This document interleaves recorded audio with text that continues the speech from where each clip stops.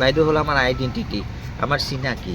গতিকে এই চিনাকিটো আমি জীয়াই ৰাখিবৰ কাৰণে বাইদেউক জীয়াই ৰাখিব লাগিব স্মৃতিৰ মাধ্যমেৰে। আৰু এই আজিৰ দিনটো বিশেষকৈ মই নতুন প্ৰজন্মক ওচৰত আবেদন ৰাখিছোঁ, তেওঁলোক যাতে বাইদেউৰ গীতবোৰ থলুৱা বাদ্যযন্ত্ৰৰে গীত গায়, আৰু যি প্ৰতিষ্ঠিত শিল্পীসকল আছে তেওঁলোকেও যাতে বাইদেউৰ গীতবোৰ বিকৃতকৰণ নকৰি থলুৱা বাদ্যযন্ত্ৰৰে গায় আৰু বাইদেউক তেনেকেই সন্মান জনায়। আজিৰ দিনটো এইখিনি কৈ মোৰ বক্তব্য মই আপোনালোকক দেখা পোৱা গৈছে যে বাইদেউৰ যে গান যে তেওঁলোকে দেখা যে যুৱ প্ৰজন্মসকলে দেখা গৈছে যে বিকৃত ৰূপত পৰিৱেশন কৰে, সিহঁতক কি ক'ব?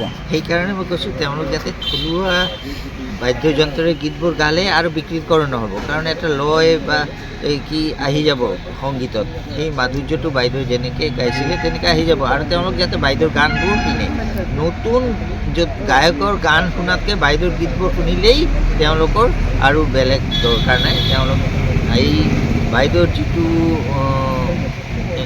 গীত বা যিবোৰ গাইছে বাইদেউৰ উত্তৰসূৰীৰ বাবে তেওঁলোক আগবাঢ়ি যাব পাৰে, তেওঁলোকৰো বহুত কেলিবাৰিটি আছে। গোৱালপাৰীয়া লোকগীত শিল্পী প্ৰয়াত প্ৰতিমা বাইদেউ খুব বেছিকৈ মনত পৰিছে তেখেতৰ 22তম মৃত্যু বাৰ্ষিকী। সেই হিচাপে আমি তেনে পাহৰি যাবই নোৱাৰোঁ, আমি সদায় মনত ৰাখোঁ, যদিও এই দিনটো আহিলে আৰু বেছিকৈ শোকসন্তপ্ত হওঁ আমি।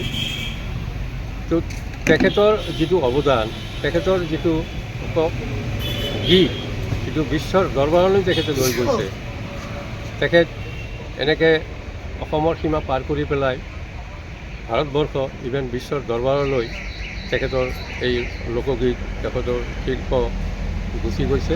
তেখেতৰ পদ্মশ্ৰী প্ৰাপ্ত। আমি ইমানেই গৌৰৱান্বিত যে এনেকুৱা এজন বৰেণ্য ব্যক্তি আমাৰ পৰা নাই, কিন্তু আমাৰ গৌৰৱ দি থৈ গৈছে, আমাৰ পৰিচয় তেখেতে দি থৈ গৈছে।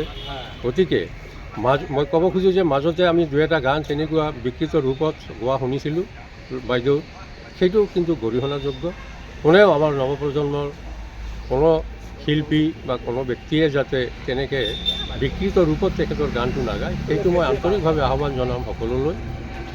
গতিকে বাইদেউৰ যিটো অৱদান, সেই অৱদান আমি নৱপ্ৰজন্মই ধৰি ৰাখিব লাগে।